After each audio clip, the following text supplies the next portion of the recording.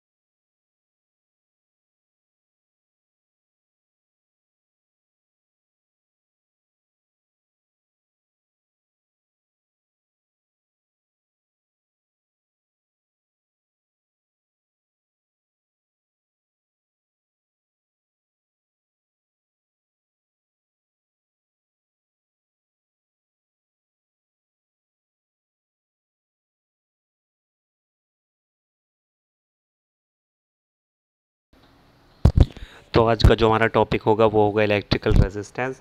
Electrical resistance क्या होता है, हमने ओम्स लॉ में देखा था R equal V upon I होता है। R equal V upon I होता है। तो R क्या है, R रेजिस्टेंस है। तो यही से हम कह सकते हैं कि the ratio of voltage to the electric current is known as resistance और इलेक्ट्रिक रेजिस्टेंस। ठीक, देखिए यही लिखा है मैंने, the ratio of the potential difference applied to the current flowing in the conductor is called the electric resistance R of the conductor. Electrical resistance of the conductor. Ohms क्या है, ohms इसकी unit हो जाती है।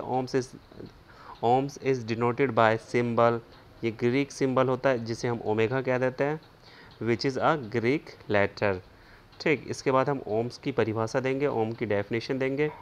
ओम, अब यहाँ हम क्या करेंगे, हम इसकी डेफिनेशन देने के लिए V को 1 वोल्ट कर देंगे और I को भी 1 एम्पियर कर देंगे, 1 एम्पियर कर देंगे। तो यहाँ से क्या होगा, यहाँ से जो R मिलेगा वो हमें 1 ओम मिलेगा, OHM ओम मिलेगा। तो देखिए, if 1 ampere current is flows when a potential difference of 1 volt, when the potential difference 1 volt, then the resistance of conductor is 1 ohm। तब क्या होगा, जो रेजिस्टेंस होगा वो 1 ओम हो जाएगा। इसके बाद नेक्स्ट देखिए, डिपेंडेंसी ऑफ रेजिस्टेंस। तो जो रेजिस्टेंस होता है वो डिपेंड करता है किसी वायर की लेंथ पे, किसी वायर की लेंथ पे, किसी वायर की थिकनेस पे और मटेरियल पे। कोई वायर है उसके मटेरियल पे डिपेंड करता है वो। ठीक है, तो यहाँ से हम एक फॉर्मूला पढ़ते हैं, वो होता है R प्रिपोर्शनल L अपॉन में A हो जाता है। तो लेंथ के तो वो डायरेक्टली प्रिपोर्शनल हो जाता है और क्रॉस सेक्शनल एरिया के इन्वर्सली प्रिपोर्शनल हो जाता है। अगर हम ज़्यादा बड़ी वायर ले लें तो रेजिस्टेंस उसका ज़्यादा हो जाएगा, और अगर हम ज़्यादा मोटी वायर ले लें तो रेजिस्टेंस उसका कम हो जाएगा। इसलिए हम क्या करते हैं, जो वायर होते हैं उन्हें पतले लेते हैं, उन्हें ज़्यादा थिक नहीं लेते, क्योंकि हमें रेजिस्टेंस को ज़्यादा रखना है। रेजिस्टेंस ज़्यादा होगा तो हीट हमें ज़्यादा मिलती है, जैसे हीटर में होता है और जो हमारा बल्ब होता है उसमें होता है, उसकी स्प्रिंग होती है। ठीक, तो थियोरेटिकली समझ लेते हैं।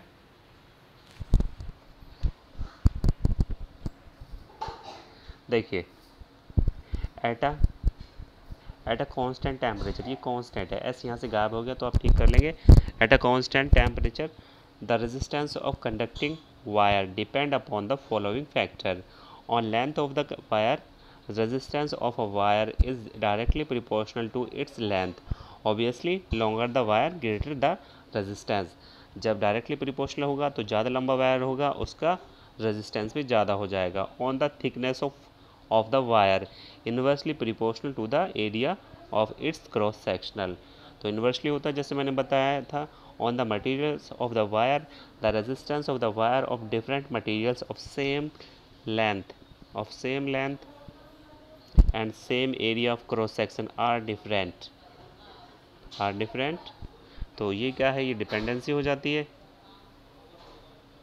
नेक्स्ट आ जाता है इसके बाद में स्पेसिफिक रेजिस्टेंस, इसे हम रेजिस्टिविटी भी कह देते हैं। रेजिस्टिविटी तो क्या है, हमने क्या देखा, जो रेजिस्टेंस है किसी भी कंडक्टर का वो किस पे डिपेंड कर रहा है, लेंथ पे और क्रॉस सेक्शनल एरिया पे, क्रॉस सेक्शनल एरिया पे। और अगर जब हमने मिला देते हैं तो यहाँ से हमें क्या मिलेगा, आर प्रिपोर्शनल एल अपॉन में ए, और जब प्रिपोर्शनल हटाएंगे हम तो हमें मिलेगा R equal rho L upon में ए। यहाँ रो क्या हो जाता है, रो एक कांस्टेंट हो जाता है जिसे हम रेजिस्टिविटी या स्पेसिफिक रेजिस्टेंस कह देते हैं। ठीक है, तो चलिए थ्योरी देख लेते हैं इसकी। The resistance of a conducting wire is directly, resistance की बात हो रही है फिलहाल, रेजिस्टेंस, रेजिस्टिविटी बाद में आएगा जिसे स्पेसिफिक रेजिस्टेंस कह रहे हैं। ठीक है, directly proportional to its length and inversely proportional to its area of cross section, its area of cross section. तो यहाँ से हमें आर प्रिपोर्शनल एल मिलेगा, आर प्रिपोर्शनल 1 अपॉन ए मिलेगा, और जब दोनों को हम मर्ज कर देंगे तो यहाँ से आर प्रिपोर्शनल एल अपॉन में ए हो जाएगा। और जब हमने प्रिपोर्शनल हटाया तो यहाँ से हमें rho R equal rho L upon में ए मिलेगा। अब हमारा रो क्या है, रो हो जाता है एक कांस्टेंट जिसे हम स्पेसिफिक रेजिस्टेंस कह देते हैं of materials of the wire. और इसकी यूनिट क्या होती है, इसकी यूनिट होती है ओम्स मीटर, इसकी यूनिट होती है ओम्स मीटर। ये आपको लर्न करनी है, एक नंबर में ये आता है। इसके बाद नेक्स्ट टॉपिक आते हैं हमारे combination of resistance, combination of resistance. Combination में क्या होता है, रेजिस्टेंस होते हैं इन्हें टू टाइप से कंबाइंड कर देते हैं, एक सीरीज़ होता है और एक पैरेलल होता है। तो सीरीज़ में क्या करते हैं और पैरेलल में क्या करते हैं देख लेते हैं। सीरीज़ में क्या होगा, सीरीज़ में जो सारे रेजिस्टेंस होंगे वो एक ही वायर से कनेक्टेड होंगे, एक ही वायर से कनेक्टेड होंगे। इनके पोटेंशियल डिफरेंट होंगे, लेकिन जो इनमें करंट फ्लो करेगा वो सेम रहेगा। ठीक है, इनका जो करंट होगा वो सेम रहेगा। और इसके बाद हम क्या करेंगे, इन सब को हटा के एक इक्विवेलेंट रेजिस्टेंस यूज़ करेंगे जिसे इक्विवेलेंट रेजिस्टेंस कह देते हैं। तो इसकी वैल्यू हमें फाइंड करनी होती है यहाँ पे। और सीरीज़ में क्या, पैरेलल में क्या होता है, सारे के सारे जो रेजिस्टेंस होते हैं वो अलग डिफरेंट वायर से कनेक्टेड रहते हैं। ठीक है, तो चलिए एक देख लेते हैं, बाकी दूसरी वीडियो में देखेंगे।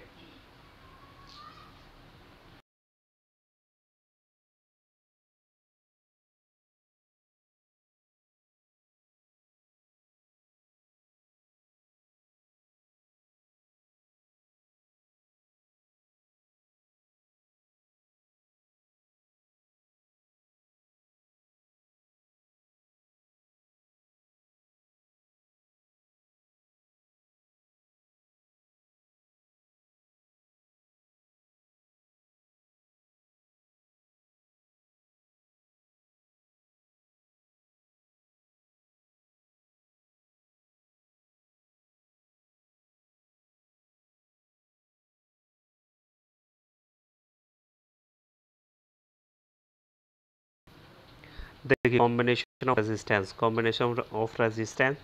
इन a number of particles works it is a needed to combine two और मोर रेजिस्टेंस। तब क्या है, हमें बहुत सारे रेजिस्टेंस की नीडेड हो जाए तो इसके लिए there are two method for it. तब हमारे पास में दो मेथड होते हैं। नंबर फर्स्ट क्या होता है, resistance in series. Resistance in series में क्या है, 1 2 से है कनेक्टेड और 2 थर्ड वाले से कनेक्टेड है। ठीक है, तो ये क्या, ये हमारा सीरीज़ में है। If a number of resistance are connected end to end है, यानी कि एक का एंड दूसरे के साथ में, one after then the combination is said to be series, then the combination is said to be series. तब इस कॉम्बिनेशन को हम कह देते हैं सीरीज़ कह देते हैं। ठीक है, तो यहाँ क्या करना होता है, हमें इक्विवेलेंट रेजिस्टेंस फाइंड करना होता है। तो सबसे पहले डायग्राम को देख लेते हैं। डायग्राम का स्पेसिफिकेशन होता है, यहाँ हमारे पास में क्या है, यहाँ हमारे पास में 3 रेजिस्टेंस हैं जिनके potential difference V1 V2 V3 है। रेजिस्टेंस R1 R2 R3 है, और जो करंट फ्लो करेगा वो I फ्लो करेगा, तो देखिए equivalent resistance such type of resistance which when replaced by the given resistance the electric current in the circuit remains unaffected। अगर हम कुछ रेजिस्टेंस को हटा के एक ऐसा रेजिस्टेंस लगा दें जो उनके जैसा हो और जो करंट है वो अनइफेक्टेड रहे, तो वो क्या है, वो इक्विवेलेंट रेजिस्टेंस होता है। अब हम क्या करेंगे, हमारे पास में 3 रेजिस्टेंस है। Suppose the current I flow through 3 resistance R1 R2 and R3 on the potential difference between the end V1 V2 and V3 V3 respectively according to Ohm's law. Ohm's law क्या कहता है, V equal जाता है I R के equal हो जाता है, तो V1 I R1 के इक्वल होगा, V2 I R2 के इक्वल हो जाएगा और V3 I R3 के इक्वल हो जाएगा। ठीक है, करंट सेम है तो करंट की वैल्यू सेम ही आई आ रही है सब में। टोटल पोटेंशियल क्या होगा, V equal V1 plus V2 plus V3 हो जाएगा। तीनों की वैल्यू पुट कर देंगे ये वाली यहाँ पे, यहाँ से R हम कॉमन लेंगे और V की जगह पे IR रख देंगे, ये था, और I से I कैंसिल आउट हो जाएगा, तो यहाँ से हमें मिलेगा R equal R1 plus R2 plus R3, R1 plus R2 plus R3 मिलेगा। तो हम क्या कहेंगे, जो इक्विवेलेंट रेजिस्टेंस होता है वो सीरीज़ में जो कॉम्बिनेशन है उनके सम के इक्वल हो जाता है। ठीक है, तो आज के लिए इतना ही रहने देते हैं। सीरीज़ वाला कॉम्बिनेशन हमने समझ लिया है, पैरेलल वाला हम अगले वाले वीडियो में देखेंगे। Thank you for watching.